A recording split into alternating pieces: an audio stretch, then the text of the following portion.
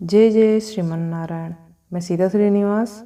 आज मैं आप सबको बताऊंगी कार्तिक मास महात्म्य कथा अध्याय 29वां अध्याय बताने वाली हूँ कार्तिक मास की कथा का। तो ध्यान से सुनिएगा। राजा पृथु ने कहा, हे मुनिश्रेष्ठ, आपने कहला द्वारा मुक्ति पाए जाने का वृत्तांत मुझसे कहा, जिसे मैंने ध्यान पूर्वक सुना।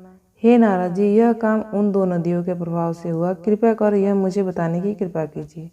नारद जी बोले, हे राजन, कृष्णा नदी साक्षात भगवान श्री कृष्ण महाराज का शरीर और वेणी नामक नदी भगवान शंकर का शरीर है। इन दोनों नदियों के संगम का महात्म्य ब्रह्मा जी की भी वर्णन करने में असमर्थ हैं। चूंकि आपने पूछा है, इसलिए आपको इसकी उत्पत्ति का वृत्तांत सुनाता हूँ। ध्यान पूर्वक सुनो।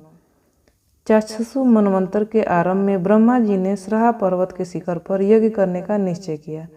वह भगवान विष्णु, भगवान शंकर का समस्त देवताओं सहित यज्ञ की सामग्री लेकर उस पर्वत के शिखर पर गए। महर्षि भृगु आदि ऋषियों ने ब्रह्म मुहूर्त में उन्हें दीक्षा देने का विचार किया। तत्पश्चात भगवान विष्णु ने ब्रह्मा जी की भार्या त्वरा को बुलाया। वह बड़ी धीमी गति से आ रही थी। इसी बीच में भृगु जी ने भगवान विष्णु से पूछा, हे प्रभु, आपने त्वरा को शीघ्रता से बुलाया था, वह क्यों नहीं आई? ब्रह्म मुहूर्त निकला जाएगा। इस पर भगवान विष्णु बोले, यदि त्वरा यथासंभव नहीं आ पाती है तो आप गायत्री को ही स्त्री मानकर दीक्षा विधान कर दीजिएगा। क्या गायत्री पुण्य कर्म में ब्रह्मा जी की स्त्री नहीं हो सकती?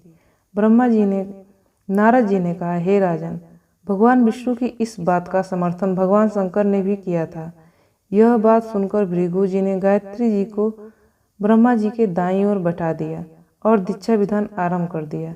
जिस समय ऋषि मंडल गायत्री को दीक्षा देने लगा, उसी समय त्वरा भी यज्ञ मंडल में आ पहुंची।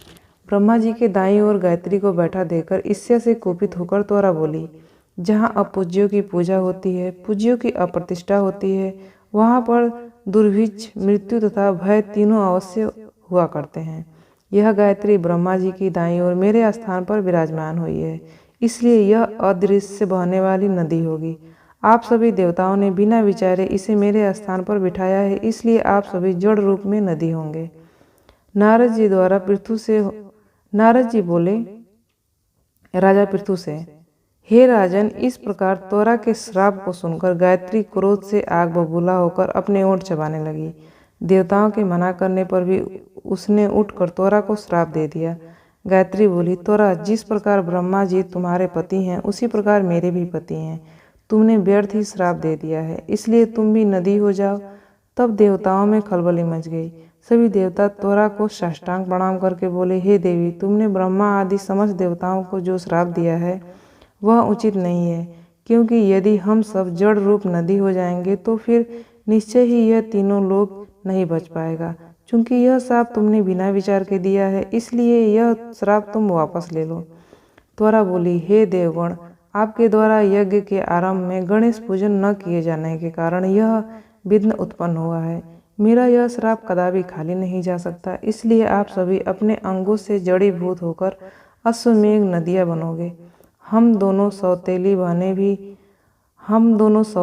भी अपने अपने वंशों में पश्चिम में बहने वाली नदियाँ बनेंगी।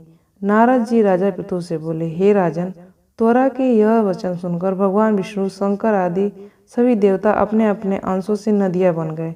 भगवान विष्णु के अंश से कृष्णा नदी, भगवान शंकर के अंश से वेणी नदी तथा ब्रह्मा जी के अंश से ककुदमवती नामक नदियाँ उत्पन्न हुई। समस्त देवताओं ने अपने अंशों को जड़ बनाकर वहीं श्राह पर्वत पर फेंक दिया। फिर उन दोनों के अंश पृथक पृथक नदियों के रूप में बहने लगे।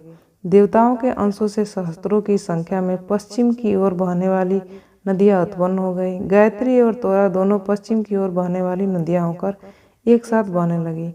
उन दोनों का नाम सावित्री पड़ा। ब्रह्मा जी ने यज्ञ स्थान पर भगवान विष्णु तथा भगवान शंकर की स्थापना की। दोनों देवता महाबल तथा अति बल के नाम से प्रसिद्ध हुए। हे राजन, कृष्णा और वेणी नदी की उत्पत्ति का यह वर्णन जो भी मनुष्य सुनेगा या फिर सुनाएगा, उसे नदियों के दर्शन का स्नान का फल प्राप्त होगा। 29वां अध्याय यहीं पे समाप्त होता है। ये जानकारी आपको कैसी लगी? इस तरह की जानकारियाँ पाने के लिए आप इस चैनल को सब्सक्राइब कर दीजिएगा। आपका दिन शुभ हो, आपका दिन मंगलमय हो, इसी आशा और आशीर्वाद के साथ इस वीडियो को समाप्त करती हूँ। जय जय श्रीमन नारायण।